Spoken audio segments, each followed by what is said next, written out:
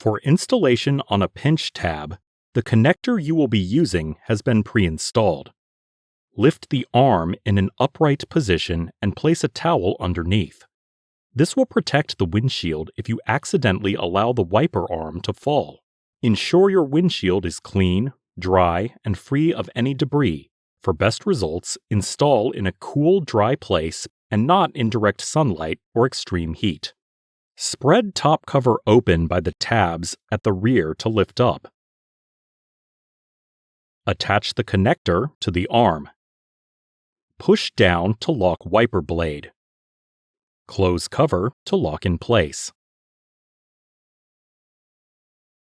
Place the arm gently back on the windshield and remove the towel. Never let the arm release directly onto the windshield, as this will cause damage. It's always a good idea to run a few test wipe cycles after installing your blades to ensure they are working properly. Removal. Lift the arm in an upright position and place a towel underneath. Spread apart the side of connector cover and open cover.